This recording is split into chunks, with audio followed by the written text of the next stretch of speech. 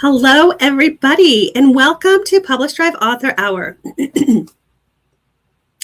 For those of you who don't know me, I'm Danica Favorite. I am the community manager at PublishDrive, and today I'm going to talk about the power of the blurb and what is helping or hindering your sales.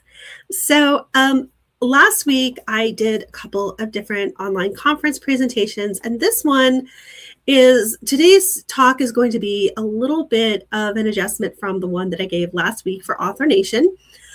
For those of you who don't know about Author Nation, it is a great in-person conference in Las Vegas, Nevada in November.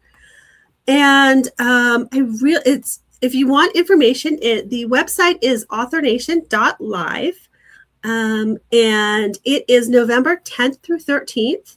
PublishDrive is one of the sponsors of this conference, and so I will be there. We'll have a booth on the exhibitor day. We've also got some fun activities and things planned that we're a part of with Author Nation. So if you're going to be in Vegas in November, please let me know. Would love to see you. And if this conference isn't on your radar, I just was looking at their Facebook posts, and they only have a few more tickets left. So if this is something you're interested in, I highly recommend you hop on the bandwagon and buy your tickets and get there before it gets sold out. Super excited for this conference and love the people there. So anyway, I was teaching a session for them last week as part of their summer series. So if that's something you want to see, that particular session, go to Author Nation, check out their summer series, and they have the recording there. But one of the things that I wanted to do is expand on some of the things that I talked about last week, because as part of the agreement to speak and all of that, I don't really push PublishDrive a lot. We really want people to get education and not just a sales pitch for PublishDrive, which I totally understand. And so I'm going to give this talk, share this with you, but I'm going to tell you more about what PublishDrive can do and how PublishDrive helps you. And then we'll take a deep dive into my own PublishDrive dashboard, and I'll show you some of the things that I have done with our publishing assistant and optimizing your book blurb metadata tool. And so we're going to go ahead and take a look. This is, like I said, this is my actual slide deck from last week. I didn't adjust it for this week. So we're just going to take a look at it, and I'm going to skip some slides. And if there are questions that you have or you want more information, feel free to leave a comment, send me a message, and we can talk about that more as well. So this is just my bio. I think you all know who I am, but for those of you who don't know, we can go through it. I'm the community manager at PublishDrive. I'm the co-host of the Brave New Bookshelf podcast. I'm a multi-published author of over 30 books, both traditionally and independently published. I used to work for a major publisher, helping aspiring authors get published, and I've had over 25 years in publishing. And then PublishDrive helps authors and publishers distribute, manage, and grow their publishing business. So we have distribution, insights, growth tools, royalty management. And so everything is all in one platform. And that is what I love about PublishDrive. And so, again, anything that I talk about here today, please feel free to leave a comment.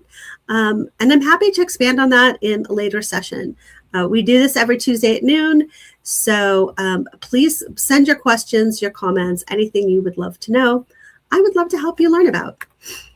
So here is the big thing. And this is something, and this is why we developed this tool at PublishDrive. And we get comments every day, PublishDrive is a scam because I didn't sell any books. Well, that's not true.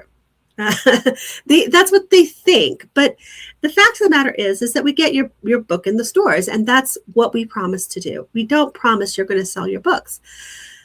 However, we really do want authors to succeed. And it's like, well, how can we help authors succeed in selling their books? We fulfill our promise by getting the books to the stores. How can we help people maximize their book sales? And so our team did this deep dive into why people's books weren't selling, what was the major factor in people's books not selling, just in general across the industry. And oftentimes the problem isn't the book. The problem really is discoverability. People can't find your book. And so we said, okay, how do we help them get their book found? And that's where we developed our AI publishing assistant and our metadata generator, which we're going to talk about throughout the talk today. And so the big thing as we were doing this research and we were discovering is, can readers actually find my books? Readers can't buy books they can't find. And metadata, which I've talked about a lot, we also have other videos on our publishing assistant and metadata, but that's how people find their books. It's just a fancy way of saying how people find your books. And our metadata generator helps optimize this process. So metadata includes things like your series name, Amazon categories, pen name, subtitle, title, BISAC categories, description, keywords, and price. All of these things are what the different AI bots and things like that, all the algorithms are looking at when they decide whether or not to show your book to a particular set of readers. So it's really important for you to have your book optimally put into all of these things according to how your book is written. Now, I want to be really, really clear, because I know there are people out here who talk about how to game the system and all of that. And the number one, the bots are smarter and smarter every day, and they can see through that. And so don't do something to try to trick the bots into finding your book. What you really want are those genuine, engaged readers, because here's what happens. Let's just pretend you put your book in a category that you know is going to be easy to rank on. However, your book isn't really suited to that category. What happens is people see your book, but then they don't buy it because it doesn't fit what they want. Or they buy it, they read your book, they have a terrible reading experience, and then they're not going to buy the next book. And so what we're trying to do here is help you find the right readers and get the right readers buying your books over and over again, because that's really how you're going to build a sustainable writing business. So part of what got me passionate about this is when we first created the metadata generator, I was invited to test it, give them my thoughts, and share what my experience was. So what I did is I took this old series that I have, and I indie published the series about 15 years ago. It's one of the few series I have that I actually have control over in terms of it's not part of a group project. I'm not tied to group terms and conditions, things like that. And so I was like, okay, I can actually try this out on this series because I don't have to get the group's permission. I just do what I want. So I updated only the descriptions. And as I have mentioned on previous lives, I'm a busy person. I have a lot going on in my life. I don't have time to run campaigns, anything like that. So all I did on this old series, I updated descriptions. I didn't do ads. I didn't send out a newsletter. I didn't do a relaunch. I didn't even put out social media posts. But what happened was my sales increased. And there are a few reasons for that. So number one, because this was an older book, I was able to optimize my categories and things like that. You know, what was selling 15 years ago, what were keywords and important things that people were interested in 15 years ago aren't necessarily things that people want now. And so just that little update helped freshen it up a bit. But also, way back when, I hired people to write my blurbs. And the person that I used to have write my blurbs for me no longer does this. But it was about $120, somewhere in there, dollars per blurb. And particularly 15 years ago, that was a lot more money than it is now in terms of inflation and all that. But I am terrible at writing my own blurbs. And I can look at someone else's blurb, I can analyze it, I can give you all kinds of great feedback and information. I actually have done this kind of as a side gig with some other authors. I've helped them out and analyze their blurbs and their sales and things like that. And so I'm really good at doing this with other people. For myself, I'm terrible. And I think a lot of us authors have this problem because we can't see the forest for the trees. We're so attached to our story. We think that this piece has to be in it because it's the best part and there's this wonderful piece. And So we put all these things that we love about the story into it, but it isn't necessarily what's going to sell the book.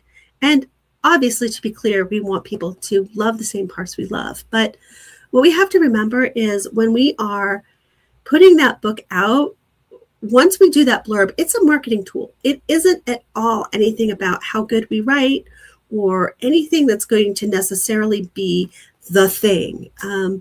It's really just a marketing tool to hook the reader, get them in, buy the book. And so that's what I did. I just changed that little thing, made this better marketing tool, and my sales increased. And this is what the reader journey is. And so first of all, is the book available? And that's one of the things PublishDrive does. We make your book available in the stores. Is it discoverable? And that's the part we're talking about today, is how we can make your book more discoverable in the stores, which is through your metadata. Is it recognizable? And like, can people look at your listing? Boom, yes, I know it. I know what this is. I want to get it. Auto buy. And then is it desirable? Is it something that they want to read? And that's up to you. That's something that you need to take the time to make sure you're writing the best book you can. And I know you all are. So here's the thing people don't understand about blurbs. And this is what I'm super passionate about right now. Your blurb has two audiences. First of all, your readers. And we've talked about that. And that is what most blurb classes focus on. Most of the time when people say, ooh, write a good blurb, write a good book description, it's all about the reader. However, there is another audience for your blurb, and this is the one that people miss. And that is the systems. That is the AI bots. That is the algorithms. That's all the little tools crawling the internet, trying to decide which books to put in front of what readers. And so many times our blurbs are not optimized so that the tools crawling the web, crawling the bookstores can find your book easily. We need to make sure that your book is machine friendly as much as it is reader friendly. And so clarity is a discovery strategy. Like, clarity in your blurb is how your book is going to get discovered. And all of that is really important, again, for your readers and also for the system searching for your blurb. So that is your genre, subgenre, your tropes, character tropes, setting, central conflict, emotional promises. All of these things that go into a good story have to be in the blurb.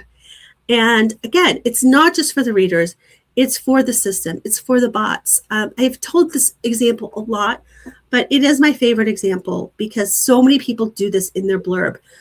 I was reading this blurb, doing an analysis for someone to help them figure out why their book wasn't selling. And the book is a vampire book. However, nowhere in the cover images don't signal vampires. It was just a really beautiful cover. And reading the blurb, nowhere in the blurb did it say this is a vampire book. And I'm like, wait, what?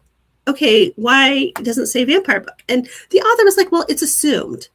I don't want to assume that the reader, I want the reader to be able to pick that up. Like, we need to treat the reader like they're smart, and they're smart enough to figure out that this is a vampire book. And I said, that's great. But if you don't say it's a vampire book, if the word vampire doesn't appear in your title, subtitle, blurb, cover, all of those things, something to indicate to the bot to put it in front of the reader that wants a vampire book, the right reader is never going to find it. And so one of the things we have to understand is that I know when we're writing our books, we want to be clever. We want to write this beautiful story, and our prose is wonderful and beautiful. The blurb isn't where you do it. The blurb is marketing copy. We want it as clear and obvious as possible. You want everything to be obvious. Don't make the reader assume, because you know who can't assume? The bot. The bots do not put two and two together and say, oh, this must be a vampire book. No, they look at it and they say, oh, I don't know what to do with this, so I'm going to deprioritize it in the search results. And so it's so important as you are putting things together, putting together your blurbs that you are trying to get as many people as possible and getting your blurb as understandable as possible. And so that's where I want to say the blurb is not the book. Your story is where your creativity, your originality, all of the unique things that make you you and make you a good writer, that's what's in your story. That's where people are going to be blown away by your amazing prose. The blurb, not so much. I just recently was analyzing somebody's blurb for them, and they're like, yeah, I just don't know if I should go with this or go with this, but this really highlights my voice as an author. And I'm like, no one cares. And the reason I say that isn't that no one cares, but in terms of looking at your blurb, they don't care because those couple paragraphs in your blurb aren't enough to get your story across. It's not something that is really going to showcase your writing. Your blurb is just marketing content. Get into the story. When they read the, oh my gosh, I can't even think right now. When they're reading an excerpt, that was the word I was looking for. When they're reading an excerpt from your story, that's where they're going to see your voice. That's where they're going to see your unique storytelling method. It isn't in your blurb because you don't have enough room and you don't have enough words to make that blurb in such a way that it's going to show off your voice. And so that's kind of the same thing that I was saying. It's marketing copy, not prose. Prose is how we experience the story, what we get immersed into. The synopsis is going to explain what happens. But the blurb, that's the marketing copy that makes us want to experience it. And so when we're looking at the stories, and it's that shared language of what's in the story and what we are looking at, what are the patterns? And so I'm going to use romance as an example, mostly because I'm a romance writer. And so that's what I know, but this works for every single genre. And your job as the author is to know this for your genre. What are the genre signals? What do people expect out of the story in your genre? What kind of characters do they want? What are the conflict and stakes in that book? And what is this tone and structure? This is where you want to go and study the blurbs. I tell people this all the time. Go look at the top 100 in your category in Amazon and really study what patterns are in the blurbs. You're not copying the words. You are looking at the patterns because there is a pattern in those top selling books. Sometimes you have to study enough of them, but print it out, grab your highlighter and start highlighting them. I'm going to show you an example of something that I highlighted later. And so do that with other people's blurbs. Really figure out what the top sellers are and how you can emulate that in your own work. And so here's the example. This is the anatomy of a blurb. Now, when I do this, and I'm actually teaching a class, we do this a little bit interactive. But if you want to share in the comments any of your thoughts, please do. But what we have here is a blurb for a romance book. And we've got the genre and trope underlined. So we know it's single dad, small town, very popular in romance. And then the character, what is his motivation? What does he want? That is highlighted in the blurb. What is the conflict? What are the stakes? And what is the emotional promise that you're going to get at the end? And if we were doing this in kind of a workshop, I would want to hear from you what works, what doesn't, and what you would improve, because this isn't perfect. I purposely gave a not perfect blurb so that we could talk about it and make it better. But one of the things that came about when I was teaching this last week at Author Nation is this idea that this is a romance, but right now you don't know if it's a sweet romance or spicy romance. So I write sweet romance. I do have a secret spicy pen name. But like if it were spicy, you would want to be like, something about his high school sweetheart, his high school sweetheart that he shared steamy memories with, or something like that. And then okay, yeah, I'm going to get steamy memories. I'm going to get some steam here. Now, here's the thing. If you are saying there's steamy memories in this and you're making people think this is going to be a steamy book, if your book cover has them in like kind of a clinch pose that looks all steamy and sexy, that book better be a steamy and sexy book. If I have this blurb and I'd maybe tweak a little bit of the wording to make it more sweet small town, but then my cover is going to be a sweet small town cover. It isn't going to be a clinch pose. It's not going to be two couples or a shirtless dude. Okay, if you write sweet romance, don't put a shirtless dude on the cover. Quickest way to tell a reader that this is going to be a hot romance is to put a shirtless guy on the cover. And we aren't talking a lot about covers today. I think I'll do that in a separate presentation because we do have some cover stuff that we can talk about as well. And so what you want to do to create this perfect blurb is look at your story. Who's the main character? Current situation, goal or desire, their inciting incident, tension, what's the obstacle, what's the stakes, market signals, setting, tropes, emotional promise. What is that distinctive element? What is going to set your part? Because again, we've done this research of what works for all of the stories, but we also want to know what's the distinctive element that sets your story apart from the others. So put all of these things that are in common, that are genre signals, but then do that one grabby hook that's going to make them go, oh my gosh, I need to read this book. Gather all of the things about your book, like brainstorm, do a huge brain dump, and then choose what belongs. Pick the best things that work for your book. And then you're going to build the blurb, the hook, the character, description, conflict, stakes, and then the final term. It's a flexible framework. This isn't going to be a rigid formula because, again, look at what things your genre wants. For example, characters. If you're writing a romance, you want the hero and heroine. If it's not a romance, that's not going to be as big of a deal.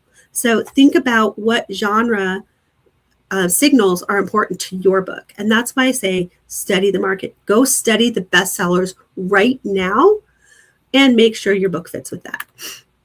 Blurb killers. Okay. I could probably do a whole session on this, but that would probably be a little discouraging. So too much backstory.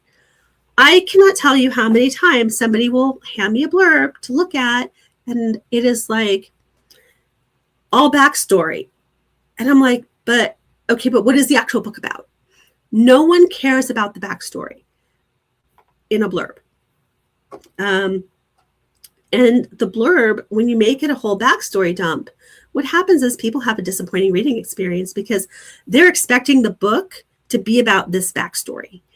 Because what is on the blurb is what people are expecting the story to be about. And so when you're talking about this 100 Years' War, people do this all the time in fantasy.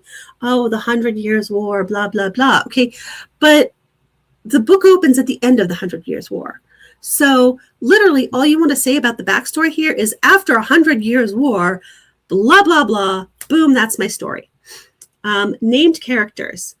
Basically, you just want to name characters in terms of protagonist, maybe the antagonist. If it's a romance, you want the hero and heroine named. Don't name anybody else because it's so confusing. And again, you only have a few paragraphs to put people in. Too much subplots. Basically, no subplot at all, period, in your blurb. I said what I said. There might be an exception, but I doubt it. Every person who said, oh, no, I have an exception, and then they tell me their exception, I'm like, no, that's not. No, just get rid of it. And here's the reason. I have read, I got hooked on this book. I was surfing Amazon, as one does before one goes on a trip. And there was this book that sounded really interesting. So I'm like, boom, I'm going to buy it. Get on the plane, reading the book on the plane. And I'm like, wait, I thought this book was about this other thing. And so I looked at the blurb. Did I accidentally download the wrong book? No, I didn't. It's the book I downloaded. So I get 3/4 of the way through the book, and then I discover the thing that I read about in the blurb, there it is. So the thing I read about in the blurb is like one scene from the whole book. Needless to say, I was very disappointed. I hated the book. I will never buy a book by that author again, except that I don't remember the book and author. I have this fatal flaw. I can't not finish a book. So if I were most readers, I probably after chapter 1, when I'm like, wait, it's about this thing, but it said it was about this thing, I probably wouldn't have finished the book. And so for those of you who are like, why aren't people finishing my book? Why aren't people buying the next book? Like, ask yourself, did you make a promise in the blurb that you didn't fulfill in the story? And then the second one, not enough clear central problem. I'm going to be really honest with you. Like, a lot of the blurbs that I analyze, one of the things that I come across all the time is they give me this beautiful blurb and I'm like, so what? That's one of my most often comments is, so what? Because if you don't tell me the conflict and what the consequence is if they don't succeed, the reader isn't going to care enough to want to pick up the book. The so what is, all will be lost. The civilization will be destroyed. Whatever that is for your story, what is that central conflict and what is the consequence of them failing? That has to be in the blurb. Give it specific language, give it strong opening, all of those things. If that's not in the blurb, people aren't going to pick up your book. Some of the wrong signals in event list, not tension. Like, again, I see this a lot in fantasy where people be like, and this and this and this and this happens. Okay, great. But what's the conflict? What's the tension?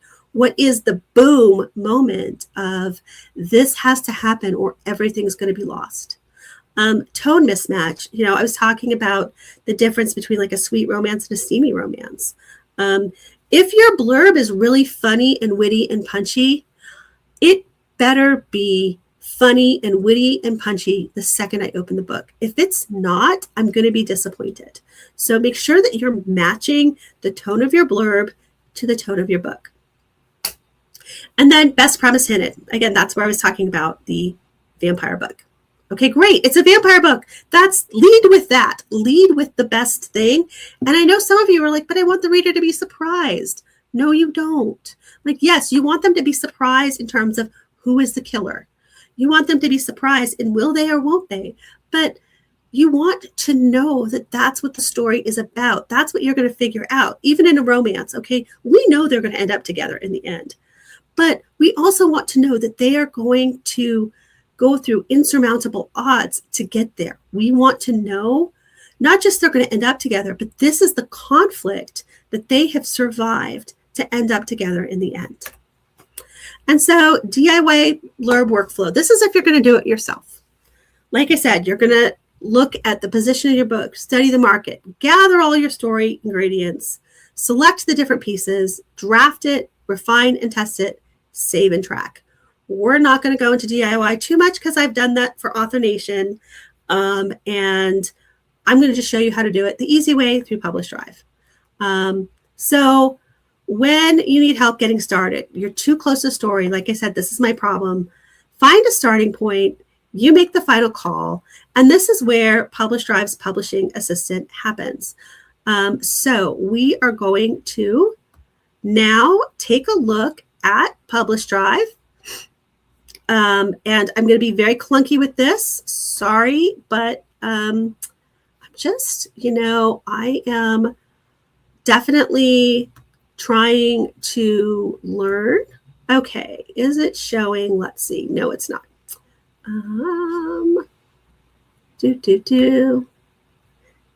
Okay, entire screen. Boom. Okay, there we are. Now you should see it.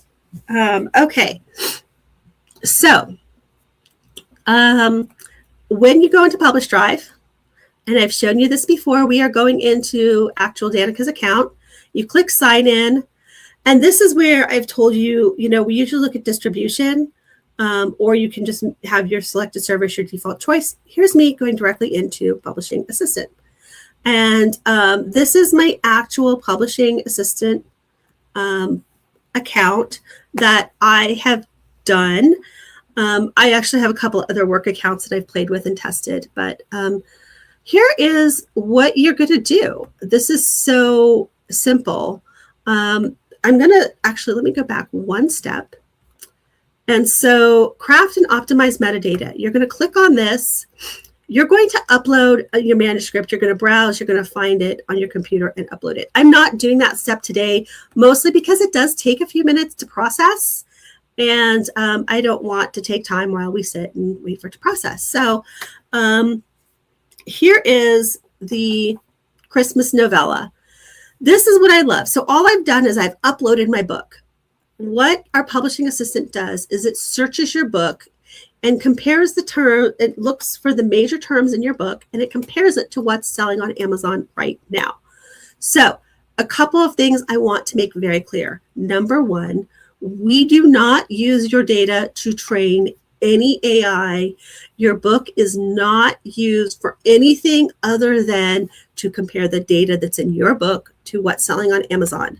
We have a very strict no training policy. We have a very strict, we are not selling your data, using it for any other purpose. Your data is protected and safe with me. So the first thing that it's going to suggest is a title. So one thing to know about me and why I can be an annoying author to work with. I don't care what my book is titled. I know there are authors out there who are like, oh, but this is such a beautiful title. It's my precious. Great for you. I don't care, because your title is just a marketing tool. Your title is just what is used to sell your book. It is just what people are using to find your book. That's all it is. It is one of the leading indicators that the bots are searching to hook your book to the reader. And so my original title right here, Christmas Novella 1, isn't that interesting and exciting? That is very typically Danica. That's how I name my books. And so here it gives you a list of recommendations. And I actually went with Quiet Christmas because I felt that fit the theme of the book. And also I knew that that was going to be a really good signal to the reader what my book was going to be about, what to look for with my book, and what was going to be the major theme. So someone who was looking for a quiet Christmas story, this is exactly what they're going to get. Again, titles are not where you want to be clever. I know authors will spend hours and hours and hours trying to be clever with their title. Please don't be clever. And the reason is because it needs to be so obvious what your book is about so the bot can put it in front of the reader. And then your subtitle. So the next thing comes up with subtitle. And so this is another way to give yourself an opportunity to succeed. It is another one of those signals that, you know, when we were talking about keywords and genre and tropes, your title and subtitle are a great place to stick those in. Now, I am not saying like randomly put things in like keyword stuffing or anything like that, but make sure you've got some good keywords in your title and in your subtitle. And so these are the different subtitles. And let's just pretend I wanted a different subtitle. You click Generate More. And this should be, and so then we can also give some more. And then from there, you could pick your subtitle. And then pen name, I'm actually not going to look at this. I don't like this particular piece of the tool. It just automatically does it.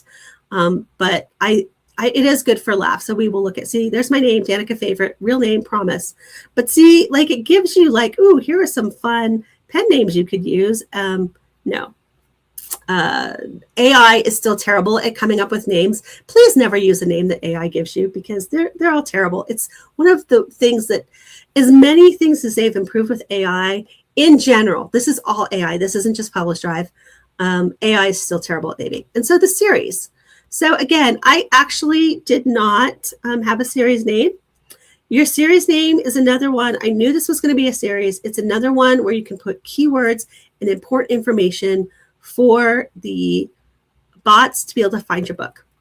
So what I did is my series, I called it Silver Ridge Seasons of Love. And part of it, the title is Silver Ridge, of the name of the town.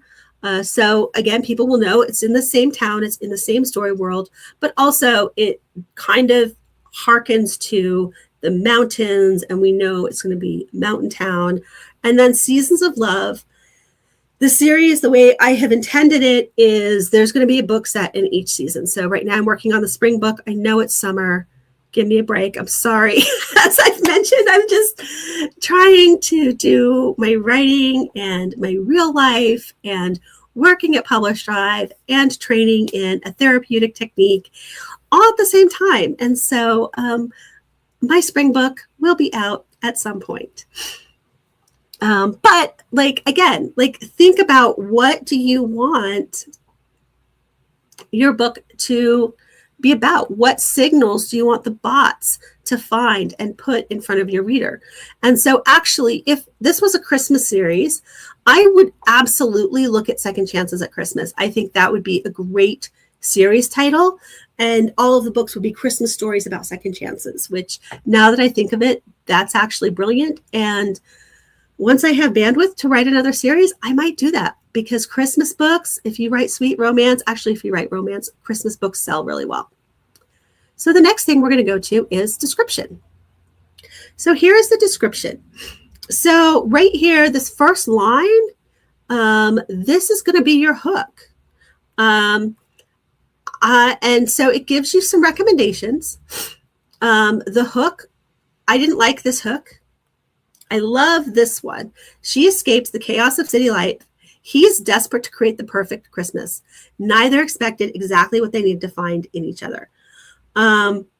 This right there, I'm telling you, sweet holiday romance, that has all of the magic that people are looking for. Because what we know is, we know that the heroine wants to escape city life. Boom, that's a popular trope. He's desperate to create the perfect Christmas. Again, another wonderful romance trope. Neither expected to find exactly what they needed each other. And that is the romance promise that readers are looking for. And then we have the body, and then the bottom. This is something I didn't put in my presentation. Now that I think about it, I really need to revise my presentation and include this. But unwrap this touching holiday romance today and discover the magic of a quiet Christmas. Boom. There's your call to action. There's your buy now. And I do think that needs to be in every blurb. And so, as you can see, then there's the text of the blurbs as well. Here's another CT. Pick up your copy today and lose yourself in this heartwarming holiday romance. Here's what I want to tell you about these blurbs. And this is so, so important, is I can't remember. I should have pulled it up and I didn't. And I'm not going to do that now. But in fact, I was just thinking I kind of want to update this blurb, because the blurb is now 7 months old. It probably could be used just to take a look, make sure that it is exactly what I want it to be, and compare it.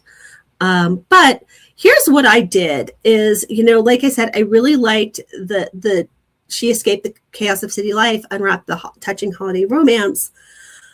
What I did for the actual blurb text is I kind of took part of this, part of the paragraph of Holly Winters has crafted the perfect escape. Holly Winters runs, and in the picture perfect town of, actually, I think this is what I went with, in the picture perfect town of Silver Ridge, blah, blah, blah. Her peaceful December routine shatters when Nate Hart, the charming owner of the town's beloved diner, asks for her help creating meaningful knowledge, blah, blah, blah. What I ended up doing, and this is what I recommend people do, is I pick and choose what I want in the blurb. And so I think I took a sentence from here, a sentence from there, part of a sentence from here, mash it up. One of the things that I really think is important to know about AI and using AI as an author is that the AI isn't the final authority. Don't just use straight AI text. Edit it, massage it, work with it, Make it your own. As the author, you are always in control. You always have the power to change the words. If there is a word that isn't right for you, if you don't like it, change it. And honestly, that is what differentiates human work from AI work. How much effort you're putting in to changing it and making it right, and make it your own. And that's part of why, like, I piece together and things like that. One of the questions that I did have from somebody is, if you use our Blurb tool, do you have to declare AI use in the book when you're uploading, etc.? The answer is no, not for the Blurb. And the reason is because it's not the actual text. And if it was the actual text of the work, then we would have to talk about how to declare it and all of that. But just for the Blurb, no, you don't have to declare AI usage here. So that's the Blurb. Amazon categories, again, it's going to tell you what the best categories are for your book, and figure out where that goes. Here are the 3 recommendations I went with, but again, that's something I will research and just make sure it's still relevant, because I do think it's a good rule of thumb. Every 6 months or so, just make sure your blurbs still fit. Just take a look what's selling on Amazon. Make sure your books still fit. By SAT category. So this is for if you are wide and you're distributing books wide. It recommends small town and rural, holidays, etc. Now, here's something I do want to point out, and this is one of my pet peeves about the tool, but also just authors in general. So the tool recommended multicultural and interracial. So for those of you who have been watching the video, you know that I am your very average white American woman. So I am not multicultural and interracial. I do not write multicultural and interracial books. I will not put my book in that category. And I gave it a thumbs down just so the system knows that was a bad response. There was really nothing I didn't think in my book to say it was multicultural and interracial. And so this is just teaching the bot, hey, don't give me that result for me, for my book. And I think this is important also to just point out, because I've seen a lot of people who will put their book in this category intentionally. The example I can think of is somebody I know used the LGBTQ category. And I was like, oh, are you LGBT? I didn't know you were LGBT, And this person was like, no, I'm not. I'm like, oh, do you have LGBTQ characters in your books? Well, no, I don't. I'm like, then why did you have it in the LGBTQ category? And this person was like, well, because I think LGBTQ people will enjoy it. No, that's not what that category is for. That category is for authors who are LGBTQ and for authors who are writing LGBTQ books. So please do not use a category that your book doesn't fit in just because you think people in that category or people who read that category will be interested in. If it is not that category, don't put your book there. And so the next one, keywords. And so again, it gives me romance of suggestions of keywords that I want to make sure are in my blurb, in my description, keywords to use when I get to fill out the keyword section. This is giving me examples of keywords I can use. Now, it recommended YA romance. I'm not sure why it recommended that. My book is not YA. And so I gave it a thumbs down to say, no, this is not correct. Don't use this keyword. And by the way, these are just recommendations. It does not populate PublishDrive. You just know what to use in your own marketing and your own thing. And this is another thing to point out. Even if you don't use PublishDrive to distribute your books, you can still use this tool and take all of that information over into however you're distributing the book. So don't feel like, oh, I'm not a PublishDrive customer for distribution. You can still use our publishing assistant. And then finally, there's the price. And this recommends, just based on your book, what some pricing recommendations might be where you could price your book at something that people are more likely to buy your book and why. And so again, this is just looking at what's selling on Amazon, and so where the price range of your book based on your genre, your category, and your book length, where it would be appropriately categories. And so this is the PublishDrive tool. This is what it actually does for you. And so all that research that I told you should do to find out your genre and categories of your book, boom, PublishDrive does this because it's looking directly at Amazon in comparison to your book and where your book would best fit in that market, which I think is fantastic. And that's why, in my opinion, the PublishDrive tool is great. Like I said, I use this for my own book. So this isn't just me, hey, buy the tool, buy the tool. This is me saying, hey, this is actually what I used. And yeah, Shannon, SD Hudson is following along. She's with the AuthorTube Writing Conference, and she's like, so much to do. Absolutely. And that's why I love PublishDrive does this for you. And I will be talking about this at the AuthorTube Online Writing Conference in November. So please make sure that you are following AuthorTube and the AuthorTube Writing Conference on YouTube. Follow SD Hudson, all of that great information because her conference is fantastic. I always learn so much from it. I get so much out of it.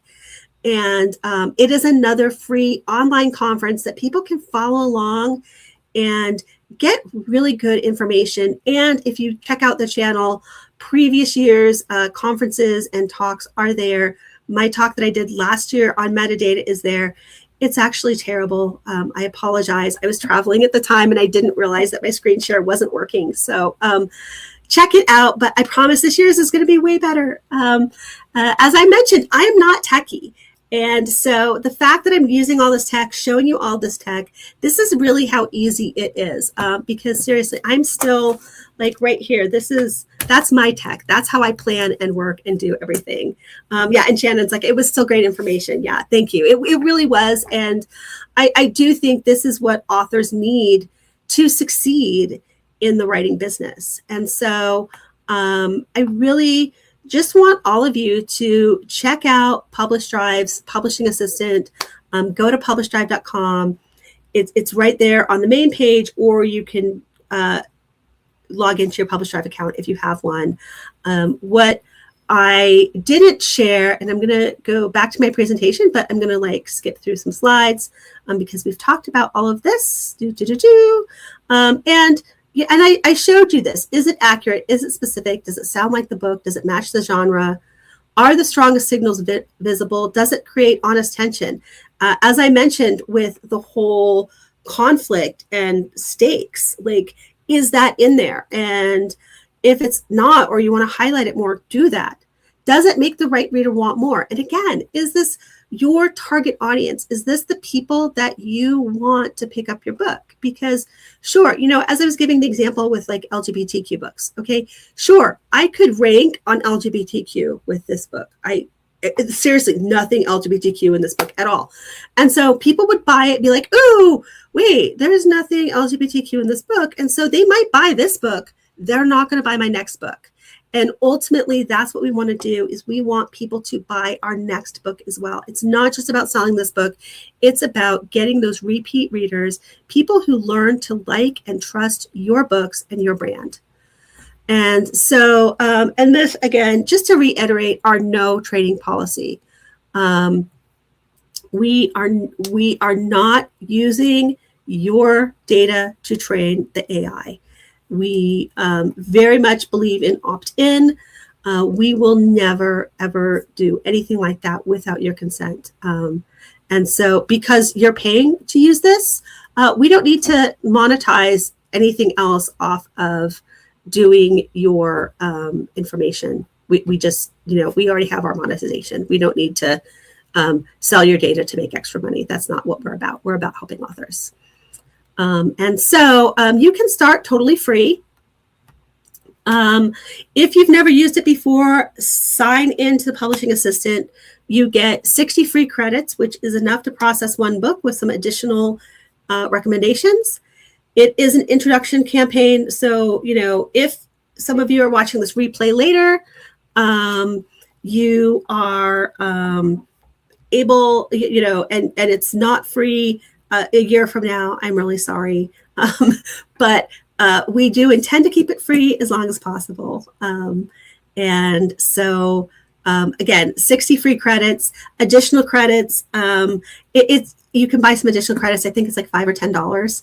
And that is enough to do an entire book. So I think it's really reasonably priced. Like I said, when I did this and I hired people to do this for me, I was paying $120, $125, somewhere in there, dollars to get this done. And is absolutely worth it. No regrets. But I love that this is a much cheaper and easier tool for all of you. And so yeah, that is my big blurb information and how PublishDrive specifically is going to help you craft a great blurb, help you sell more books, just by making that book more discoverable. Because like I said in my introduction, I think that's why a lot of people are not selling books. That's why people are struggling. And it isn't because they've written a bad book or it's just the readers aren't finding it. And if this is one more way to help readers get in front of your book, completely free and easy. Like I said, you can use the PublishDrive tool for the first time for free. After that, you pay for it. Or I gave you all the steps to DIY it. Like if you're like, Danica, cool, I'm not paying for that. Great, DIY it. I just gave you all the information for you to DIY it. And you could also pop all that information into a just ChatGPT or Claude or Gemini. I'm mad at Gemini though, so I don't necessarily want to recommend them, but I'll change my mind in another few weeks, I'm sure. And that's why we have the Brave New Bookshelf podcast, so that people can learn about my thoughts along with my friend Stepa Jonas, her thoughts on what's happening in AI, as well as our various AI experts. And so that is all for today. I have been teasing you all with the fact that we're going to do a free online conference in September on YouTube. I'm still working on some of the details. We just built the landing page today, but it's not ready for public viewing. So next week, I will more formally announce it. I will give you all the landing page so you can sign up for information. But for now, put the information on your calendar, September 8th and 9th. Free live online conference for anybody to attend with some really great speakers. I'm super excited about who's coming and still more to come. So I hope you all have a great rest of your day. Have a great week. And we will see you again next Tuesday, noon Eastern, with more great publishing topics.